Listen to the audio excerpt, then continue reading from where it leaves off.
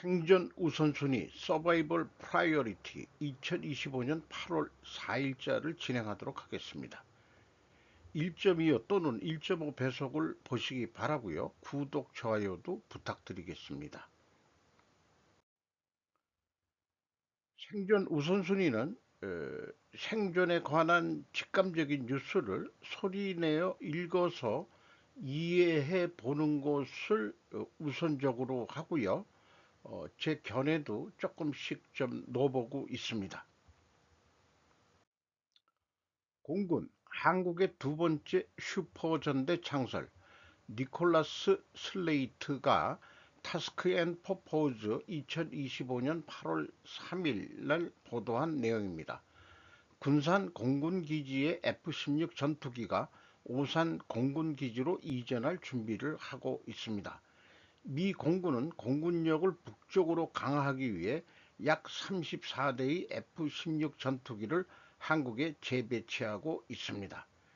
7월 말 군산 공군기지를 기반으로 한 F-16 전투기가 북한과의 비무장지대에서 북쪽으로 수십 마일 떨어진 오산 공군기지로 이동하기 시작했습니다. 군산 공군기지를 기반으로 한 31대의 F-16 전투기가 오산 공군기지로 이동하여 기지에 새로운 슈퍼전대를 창설할 예정입니다. 공군이 한반도에서 공군력을 통합하고 전투력을 향상시키기 위해 노력하는 슈퍼 비행대 개념에 대한 공군의 두 번째 시험 단계입니다. 공군은 지난 여름부터 슈퍼 비행대대의 개념을 탐구하기 시작했습니다. 전투기 구성 요소의 3분의 1을 증원하는 시험 편대는 F-16 9대를 추가하여 총 31대의 전투기를 보유하게 된 제36 전투비행대대에서 시작되었습니다.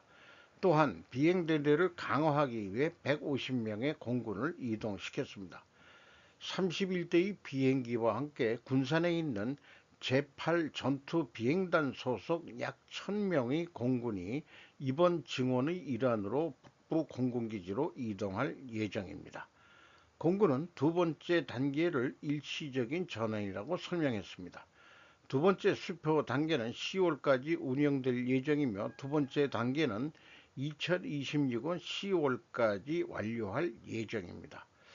자, 전북 군산에서 경기 평택 오산입니다. 로 전진 배치하는 원인이 뭘까? 대중국 대 북한 이렇게 일단 봐집니다만은 평택이 그 미군 그 험프리스 기지가 있는 데 쪽이죠. 그래서 좀 규모 큰 그 미군 기지를 평택에 또 형성하는 그런 모양새를 갖추고 있고 출격을 하면은 바로 북한이나 중국으로 갈 수 있는 그런 거리라고 또 생각이 들어가네요. 뭔가 이게 다 전쟁 준비하는 거 아니냐라는 생각도 들어갑니다.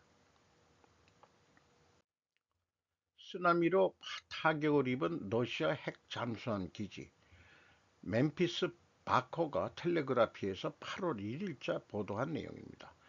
텔레그래프가 입수한 위성 이미지에 따르면 러시아 극동 핵 잠수함 기지는 수요일 태평양 연안을 휩쓸었던 쓰나미로 인해 손상된 것으로 보입니다. 목요일 아침 움브라 우주위성이 촬영한 이미지에 따르면 한 부두의 일부가 원래 위치에서 멀어졌으며 이는 부두가 계류장에서 분리되었음을 나타냈습니다.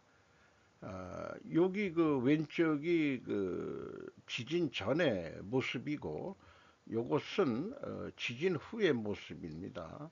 예, 부두가 이렇게 뭔가 휘어졌다는 뜻으로 얘기를 하고 있습니다. 그러나 쓰나미가 지진 발생 후 15분 이내에 발생한 것으로 추정되는 기지에 추가 피해를 입혔는지에 대한 의문이 제기되었습니다.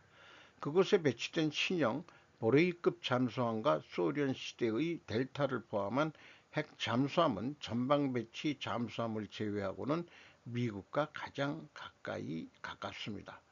구도가 손상되었다는 사실 외에는 확인할 수 있을지 확신이 서지 않습니다. 아마도 기지 활동 속도는 크게 변하지 않을 것 같습니다. 그러나 기지에 대한 경미한 손상조차도 모스크바가 태평양 함대 자산을 한 곳에 그렇게 많이 보유하는 것이 현명한지 의문을 제기하게 만들었습니다. 근데 앞에 뉴스는 미군 공군기지는 한쪽으로 지금 몰고 있는 거죠. 글쎄, 그 달걀을 한 소쿠리에 담지 말라는 그런 명언도 있습니다만은 필요에 따라서 통합과 그다음에 분산은 상황에 따라서 그 의미가 달라진다고도 할 수 있을 것 같습니다. 정한 캄차카 반도 쪽에 미 소련 아니 러시아의 핵 잠수함 기지가 있다는 것도 이번 지진을 통해서 알게 됐습니다.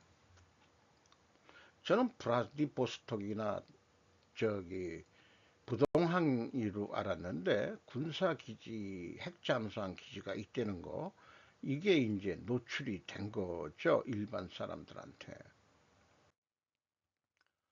중국이 대만을 침공할 준비를 하고 있다는 칭호 베네치아 레이니가 텔레그래프에서 8월 1일 날 보도한 내용입니다.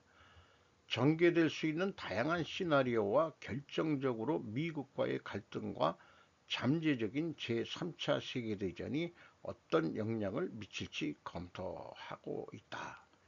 중국 군대에 관한 이 시리즈는 중국 군대의 강점과 약점, 그리고 지난 수십 년 동안 구식에서 세계적 수준으로 놀라운 변화를 탐구했다. 중국의 군사력 증강은 얼마나 중요합니까? 시진핑의 지속적인 숙청은 인민해방군에게 어떤 의미입니까? 향후 몇 년 동안 대만 침공 가능성은 얼마나 될까요? 미국이 인도태평양으로 방향을 바꾸고 진정한 글로벌 전쟁의 위협이 다가옴에 따라 세계 무대에서 중국 군대의 역할이 어떻게 변화하고 있는지 이해하는 것이 그 어느 때보다도 중요해졌습니다.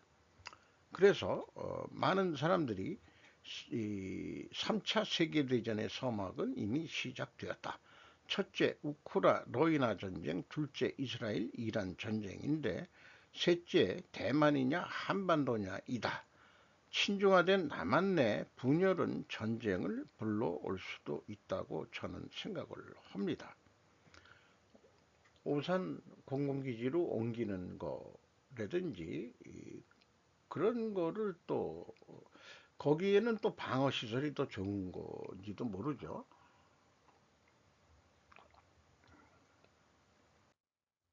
우크라이나 중동 거쳐 한반도 향하는 삼박자 트럼프 외교. 백승주 기자가 신동아에서 8월 3일 날 보도했습니다. 분명한 북핵 해결 의지와 김정은 친분 우선 활용 그리고 한국 패싱 우려가 있다고 보여진답니다. 러시아 우크라이나 정전 중재 못해 구겨진 체면 입장에서 이란 이스라엘 정전 종용한 미드나잇 햄머 작전, 북핵 문제 해결로 한반도 영향력 강화 포석, 트럼프 두려워하는 북한, 푸틴 유엔 헌장 방패 삼아 우리 정치권의 독자적 핵무장 의지 크게 위축될 것, 한반도 정세 대한민국 새로운 발전 전기로 만들어야 이런 취지의 압축된 보도를 했네요. 2025년 6월 23일 미국이 이란 핵시설을 공격했다. 공격 작전명은 미드나잇 해머, 한밤의 망치. 도널드 트럼프 미국 대통령이 마가림을 다시 위대하게 만들겠다는 의미가 담긴 트럼프의 대선 구호를 국제 정치에 구현하기 위해 날린 강판치였다. 그리고 지금 미묘하게 느껴지는 세 가지가 있는데 첫째, 북측은 트럼프를 직접 적시 비판하지 않고 있고 둘째, 이란에 대한 직접적 지지 내용이 또한 없습니다. 셋째, 북측은 유엔 헌장만을 증거로 미국 행위를 비판하고 있다. 이런 거로 봐서 북미 대화가 일어날 가능성이 있다는 것을 시사한다 이렇게 얘기할 수 있을 것 같습니다. 1994년 당시 빌 클린턴 미국 대통령이 기획 준비했다가 취소한 영변 폭격 작전을 원형으로 해서 진화한 미국 강제 핵폐기 군사작전이다. 김정은과 그 참모들은 1990년대 북한 핵시설에 적용할 것을 적극 검토한 영변 폭격 작전을 다시 검토해 볼 수밖에 없을 것이다. 미드나잇 해머 개시 이후 미묘한 변화의 흐름이 감지된 한반도 정세를 대한민국의 새로운 발전을 위한 전기로 만드는 지도자들의 통찰력을 간절히 기대한다라는 것으로 매짐을 했습니다. 자, 그 우크라이나하고 중동 문제가 슬슬 좀 닫아지면은 한반도 내지 동아시아, 동북아시아 쪽으로 전선이 옮겨진다는 뜻으로 이해가 되네요. 우주방위훈련에 일본 참가, 동지국과 위성방해 대처, 호주. 지지통신 외신부가 8월 3일 날 보도했습니다. 타운즈부일이라고 퀸즐랜드 북부에 있는 데죠. 제가 여기를 촌놈이 한번 딱 가봤었습니다. 호주에서 최근 행해진 우주 방위의 다자간 탁상 연습에 일본의 항공자유대가 참가했다. 우주 영역에서 중국이나 러시아가 군사기술의 개발을 진행시키는 가운데 위성을 방해하는 행위의 대체 훈련을 미 호군 등과 실시해 동지국과의 제휴 강화에 노력했다. 우주방위 연습은 미 호주가 주도하는 합동연습 탈레스만 세이버의 일환으로서 7월 중순에 호북 동부 타운스빌의 호군 시절에서 행해져 10개국 가까이 참가했다. 자위대는 미국 주최의 탁상 연습에 참가한 적은 있지만 탈레스만 세이버의 틀에서는 처음이다. 위성에 대한 방해 전파의 수집이나 분석, 스페이스 데브리, 우주 쓰레기와의 충돌 회피 정책 등의 순서를 확인했다. 1967년 발효된 우주조약은 핵무기나 대량살상 무기의 배치를 금지하고 평화적 이용 원칙을 규정하고 있지만 중국과 러시아는 다른 나라의 위성을 파괴할 수 있는 킬러 위성 개발을 추진하고 있는 것으로 알려졌다. 방위성은 2026년도에 우주 감시 위성을 발사할 예정으로 동맹 동지국과 서로 보완하는 체제의 구축을 목표로 하고 있다. 우측이 뭐 호주 사람이 모양이고 일본 자위대는 좀 군복을 좀 입고 있고 하는 그런 사진을 방위석 통합 망료 간부가 제공을 한 사진을 게재를 했습니다. 중국인들 그만 좀 오세요. 환대 배려의 상징이었던 이 나라가 여행객 거부하는 이유는 박민 기자가 매일경제에서 8월 2일 날 보도했습니다. 중국 SNS 등에서 인기 여행지 부상한 일본, 관광객 급증에 작년 3,700만 명 사상 최대치, 교통체증 사유지 무단 침입 등 골머리하라, 외국인 대상 추가 요금 출입금지 등 강수, 인기지역 쏠림 현상 해소 위한 노력도 주로 홋카이도에 있는 그 BA 지역인 모양인데요. 거기도 저도 촌놈이 딱 한 번 가봤습니다. 홋카이도의 한 BA 주민은 대도시에 비해 작은 마을일수록 관광객들에게 예절을 지킬 것을 요청하는 것이 더 어렵다며 도로와 사유지를 가리지 않고 관광객들이 너무 많아 대다수가 고통을 받고 있다며 블룸버그에 전했습니다. 그러나 일부 여행객들이 도를 넘는 무례한 행동이 오모테나시, 마음에서 우러나오는 접대와 배려를 강조하는 일본 문화에까지 영향을 미치며 일본인들이 여행객들에 대한 마음의 벽을 높이고 있습니다. 여름이면 형형색색의 라벤더가 개화하고 겨울에는 흰 눈이 덮인 설경 속 한 폭의 그림 같은 자작나무 숲 풍경을 자랑하는 일본 홋카이도 BA는 인구가 약 9천 명에 불과한 작은 마을입니다. 이 BA가 한자로는 미영입니다. 미영. 그 이상하게 우연하게도 미국의 아름다울 미자하고 영국의 영자하고 그게 똑같은 거로 제가 알고 있어요. 도쿄의 일부 식당들은 인력 부족과 외국어 소통의 어려움 등을 이유로 외국인 손님을 안 받기 시작했습니다. 특히 전통 목적어옥이 빼곡한 교토 기온 지구에서는 카메라를 든 관광객들이 게이샤, 춤, 노래, 악기 등 전통 예술에 능한 여성 예술인을 허락 없이 찍는 일이 빈번히 발생하면서 시 당국은 일부 골목길에 관광객 출입을 금지하고 있습니다. 라고 전하고 있습니다. 이 3,700만 명 간 거에 우리나라 관광객이 제일 많다고 하긴 하는데 여기 제목은 중국인들이 그냥 가면은 중국말은 좀 너무 시끄러워요. 그리고 또 단체들도 최근에는 이제 단체 말고 개인 배낭적 여행들이 많이 들어왔다고 하긴 합니다만은 한국의 길거리 가다가 이제 중국 관광객으로 보이는 단체 관광객은 크게 없어진 것 같은데 주로 그 단체 관광객은 이 제주 무비자 있고 그런 지역만 그렇게 하고 있는 것 같습니다. 이 중국 관광객도 말하자면 계층이 좀 달라진 것 같아요.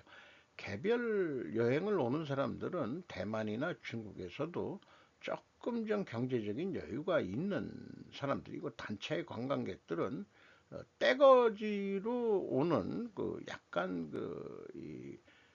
일반 서민들이 오는 것 같습니다. 그러니 교양도 좀 부족하고 시끄럽고 떠들고 또 그렇게 한다는 게 좀 많이 얘기들이 나오고 있죠. 중국에서 순환민이 대량 발생한다.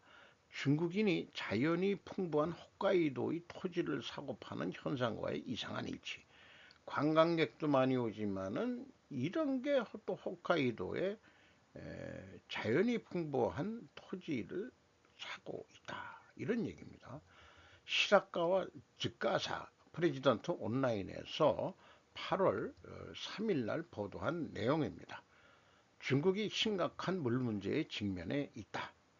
홋카이도에서는 과거 10년에 걸쳐 수원 근처의 토지가 중국 자본에 의해서 연달아 취득되고 있다. 리스크 관리의 관점에서 무시해서는 안 되는 움직임이다. 새로운 세계 최대댐을 건설하는 이유. 중국이 7월 티베트 자치주에서 세계 최대 규모의 거대 댐 건설에 착수한 것으로 위성 영상 분석 결과 드러났다고 영국 BBC 등이 보도. 길이 약 6,300km의 양쯔간 중류 지역에 건설된 산샤 댐은 그동안 위험성이 높다는 지적. 부유해야 할 남부에도 물 부족. 중국의 담수 가체량은 세계 평균의 4분의 1 이하이며 특히 북부에서는 평균의 10분의 1 정도밖에 되지 않는다. 중국의 물 사정은 기본적으로 비교적 물이 풍부한 남부에서 북부로 물을 돌리는 것으로 이루어져 있다. 그 상징이 삼엽댐이다. 삼엽댐 건설이 강행된 것은 만성적인 물 부족으로 고통받는 북부 지역의 물 공급이 불가피했기 때문이다. 특히 중국 최고의 곡창지대인 화북평원에 물을 뿌리지 않는 것은 산업개발에 있어서도 식량 공급에 있어서도 중국의 생명선이라고 할 수 있을 정도로 중요하다. 물사업은 그야말로 자전거 조업이 되고 있다. 마오쩌둥 시대부터 구상된 남북수조 프로젝트는 장강의 물을 북부로 운반하는 세계 최대의 규모의 수리사업이다. 중국 농업과 공업의 중심인 화베이 평연에서 현재 지하수 과잉 포유가 계속되고 있어 집안 치마와 사막대가 멈추지 않고 있다. 남부의 물 부족은 북부의 농업 붕괴로 결국 일어나고 있다. 아시아의 급수탑의 이멸이 일어나고 있다. 가장 주목할 만한 것은 중국에서 물의 탑으로 불리는 티베트 고원의 변화이다. 히말라야를 포함한 티베트 고원의 적설량이 과거 23년 만에 최저를 기록. 2025년 3월에 중국 당국이 발표한 조사에서도 국내의 빙하 면적이 과거 60년에 26%나 축소해 7,000개가 넘는 소규모 빙하가 소멸하고 있다. 세계공장 향한 반동. 이제 중국 사회는 물 부족으로 붕괴할 수 있을 정도로 궁지에 몰리고 있고, 또 하나 간과할 수 없는 것이 1990년대부터 중국이 세계의 공장을 목표로 한 것의 집계다. 이게 이제 번역할 만한 게 뭔지 잘 모르겠습니다. 연안부뿐만 아니라 내륙부에서도 공업화를 추진함으로써 수질 오염이 광범위하게 이루어지고 있다. 물 모아쓰기 방식은 이제 한계, 게다가 전력에도 물은 필요하다. 수력 발전은 말할 것도 없고 석탄로도 원자로도 냉각원으로서 물을 필요로 하고 있다. 지속 가능성을 무시한 거대 프로젝트 편중은 장래 리스크를 증대시켜 언젠가 중국 사회를 근저부터 파괴하는 것이 될 수도 있다. 중국 자본 홋카이도 인수는 우연인가?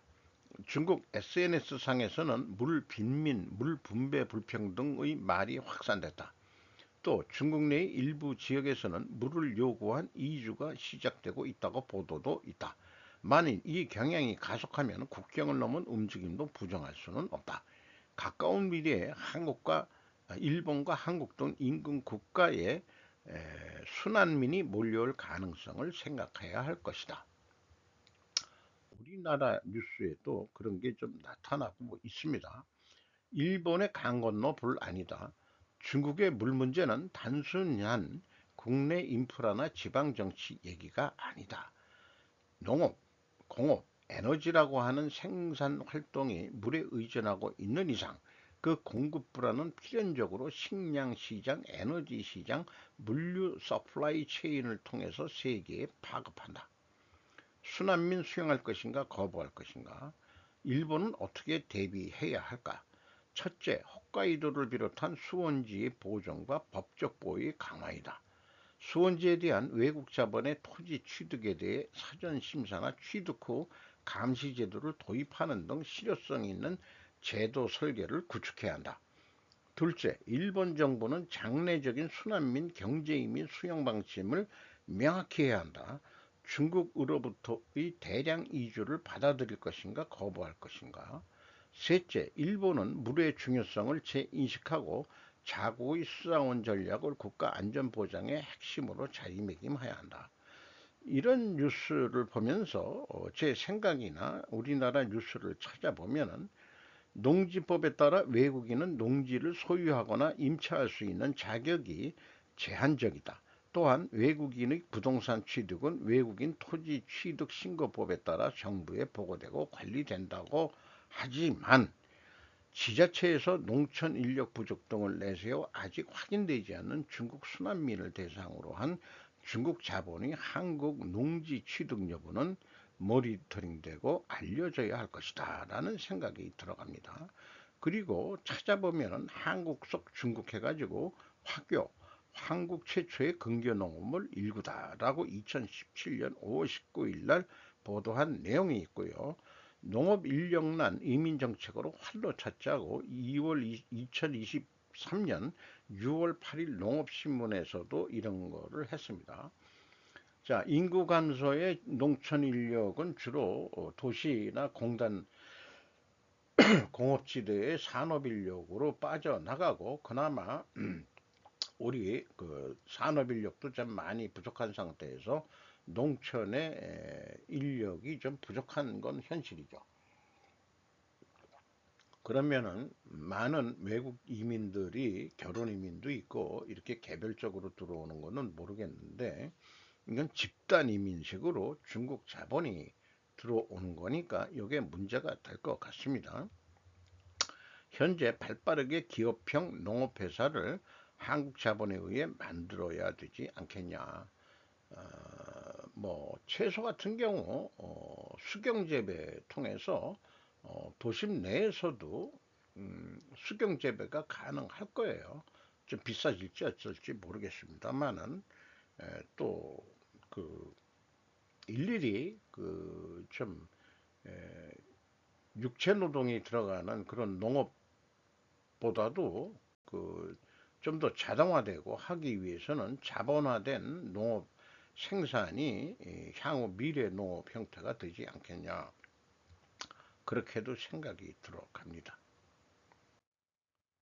저는 가급적이면 국민들이 직접 참여해서 국민 통제를 받게 하고 권력 통제에서 벗어나게 하는 것이 좋겠다는 생각, 이게 뭔 말인지 알아보겠습니다. 그 이 대통령 가짜뉴스 유튜버 대책 검토 징벌 배상 가장 좋아, 뉴시스에서 8월 3일 날 보도했습니다. 지난 6월 국무회의에서 법무부의 유튜버 징벌적 배상 검토 지시, 거의 뭐 지금 한 달이 넘게 이게 노출이 됐네요. 이 대통령 형사처벌은 검찰권 남용 문제 발생 징벌배상이 최선. 형사처벌을 하면은 가짜뉴스에 대해서 검찰권 남용 문제가 나오니까 징벌 돈으로 배상하는 식으로 검토를 해봐라, 이게 한 것 같습니다.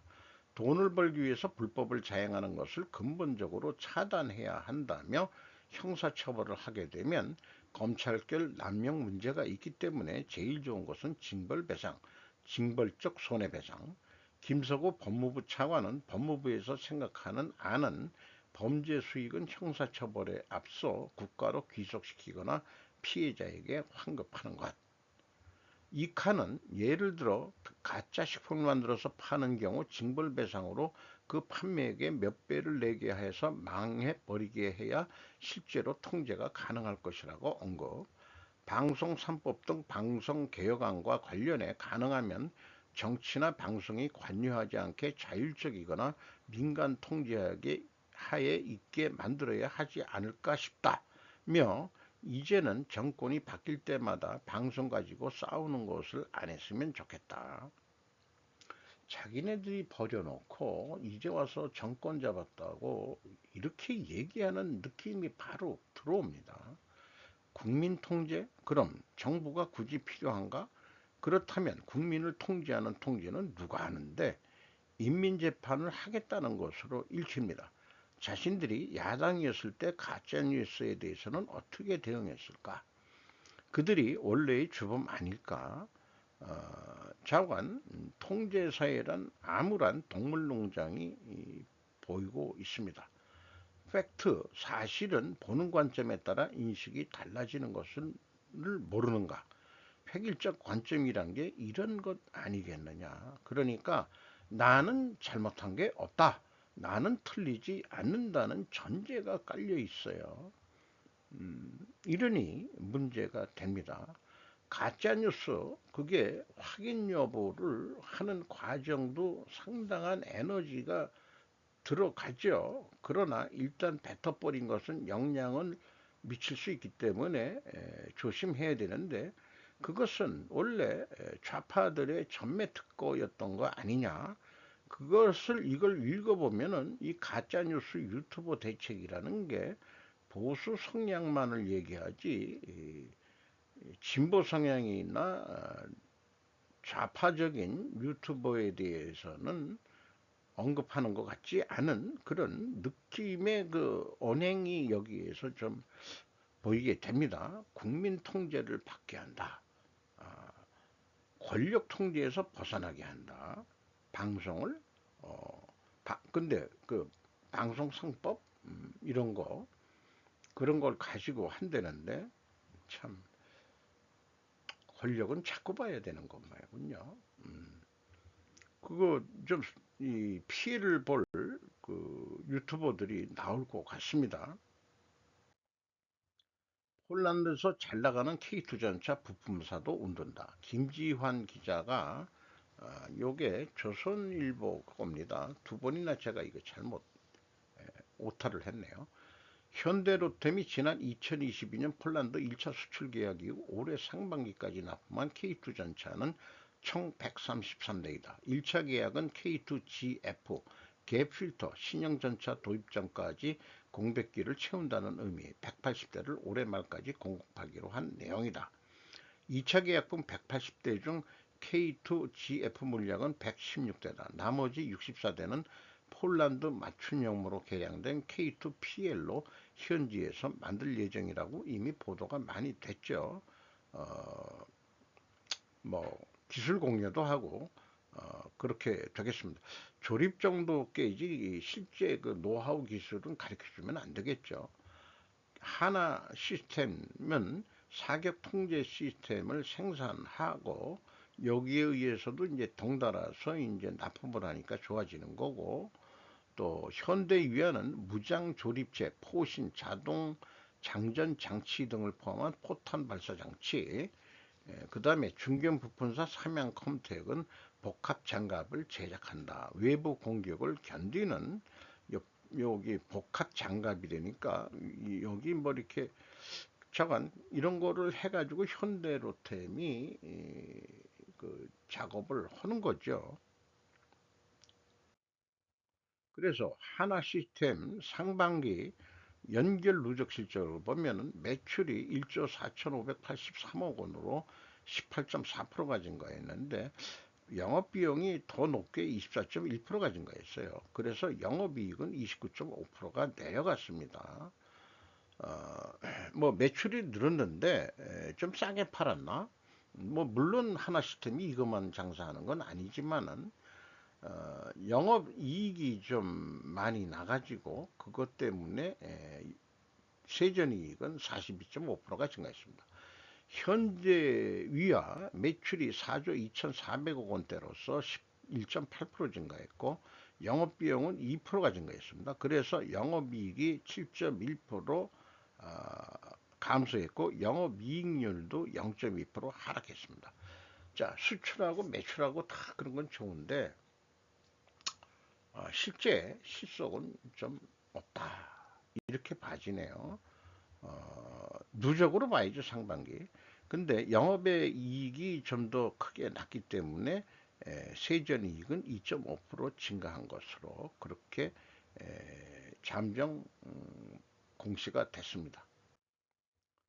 마스가 프로젝트 실행을 위한 민간 차원의 속도전이 시작됐다. 조선일보 8월 4일자입니다. 은퇴 기능장 명장 미파견 검토 정부 국회 정책 입법 속도전 생산성 5배 비용은 반값 K조선소 직접 본 미 장관 어안이 벙벙. 요거는 이제 그 작년에 나왔던 얘기를 다시 재보도하는 형태인 것 같습니다. 어쨌든 바이든 정부 때부터 미 해군부 장관이 현대중공업과 하나오션을 들려서 견학을 했죠. 그는 이렇게 디지털한 선박 건조 시스템을 처음 본다. 선박을 만들면서 실시간으로 생산 상황을 확인할 수 있는 한국의 기술력에 어안이 벙벙했다.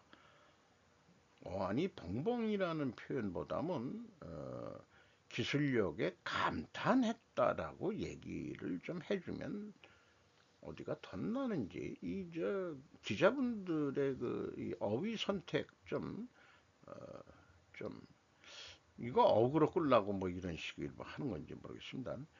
어쨌든 그런 시스템에 기여한 분과 제가 학습 교류를 하고 있다는 개인적인 소중한 경험을 지금 하고 있습니다.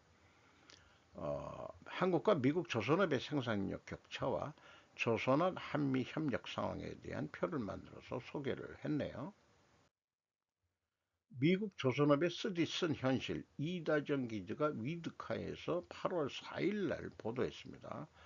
홍콩 사우스 차이나 모닝스터 포스트는 중국의 지배력을 견제해 조선업 판도를 바꾸려는 의도가 있다고 분석을 했습니다.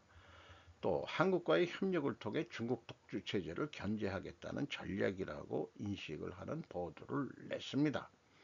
미국은 원래 2차 대전 후에 1950년도에 400여 곳 있던 조선소는 현재 21곳으로 줄어들어 산업 기반 자체가 붕괴 직전이다. 이렇게 얘기하고 존스법에 의한 보호주의 정책이 오히려 덕이 되었다라고 얘기를 하고 있습니다. 회의론자들의 냉정한 시선, 중국 관영 영문 매체 글로벌 타임즈는 지난 30일 논평에서 한국 정부가 기술 전문성과 재정 투자를 관세 인하와 교환하는 고위험 거래로 불확실한 수익과 장기적 위험을 내포하고 있다고 비판. 중국 입장에서는 미국과 한국의 이 협력이 견제를 하고 싶겠죠. 또 선박 자문업체 배수부치 해양의 라러스 젠슨 설립자는 투자 주체가 민간 기업에서 정부가 지시할 수 없다며 대규모 투자 발표는 쉽지만 실제 실행은 별개의 문제라고 지적. 중국 중신증권의 산업 분야 수석 애널리스트는 한국이 고부가치 선박 건조 뭐 이렇게 돼 있고 미국 조선산업 경쟁력의 개선을 도움을 줄 수 있을지 모르지만 공급망과 생산 능력의 한계로 조선업을 미국에서 부활시키려면은 장기간 훈련이라든지 이런 공급망 체제를 만들기 위해서 오래 걸릴 것이다.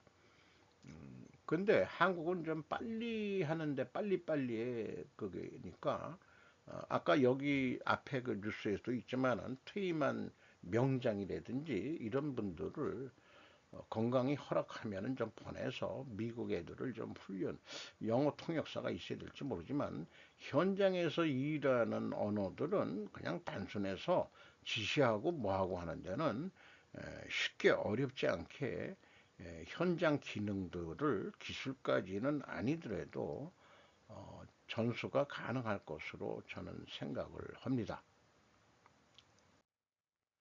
망했던 보수파 어떻게 재개했나? 인적 쇄신과 주도 세력 교체가 필수 조건. 이지성 기사가 뉴데일리에서 8월 3일 날 보도했습니다. 저 박근혜 때 이명박 때 그다음에 이준석 뭐 이렇게 쭉 그 돌려서 얘기했는데 뭐 이명박 대통령의도 실용주의를 얘기했고 지금 이재명이도 실용주의를 얘기를 하고 있죠. 어쨌든 그것들이 중도층 표심 확보에 기여를 했었다. 신율 명지대 정치외교학과 교수는 지금 국민의힘은 과거처럼 어떠한 전략적인 마인드도 없고 절박함도 없어 보인다. 자간 악법 이 3악법을 악착같이 막겠다 했는데 막지 못할 게 뻔하죠. 어, 다수결에 의한 민주주의이기 때문에 거대 여당이기 때문에 입법 강행을 하면은 막을 방법이 없습니다. 주도 세력 교체에서 빠져서는 안 될 것이 국힘 내에서도 친중 세력의 제거를 할 수 있는 세력이 커야 할 것이라고 저는 생각합니다. 일본 참정당과 같은 새로운 보수가 희망일 수 있다. 그러니까 국민의힘 내에서도 한중의원연맹에 들어가 있는 사람들, 그런데 한중의원연맹에 들어가 있는 사람들이 또한 한미의원연맹에도 들어가 있었고 아주 그 양다리 작전에서 그냥 기회를 보고 눈치 작전하는데 그게 민주당 내에서도 거의 똑같죠. 그러니까 그놈이나 50보 100보다 이런 얘기인데 어떻게 이제 정권을 잡고 있으면은 버틸려는지 모르지만은 지금 어, 윤 탄핵을 반대했던 친중 실질적으로는 친중인데 윤 탄핵을 반대했던 그런 사람들은 다 제거돼야 민주당 사람들도 속이 시원하겠죠. 어쨌든 저는 일본 참정당과 같은 새로운 뭐 극우까지는 아니더라도 보수가 좀 당권을 잡아야 되지 않겠냐 이렇게 생각이 들어갑니다. 그게 누군지는 아직 잘 모르겠습니다. 오늘도 좋은 하루 되시기 바라고 저도 좋은 하루가 되도록 노력을 하겠습니다.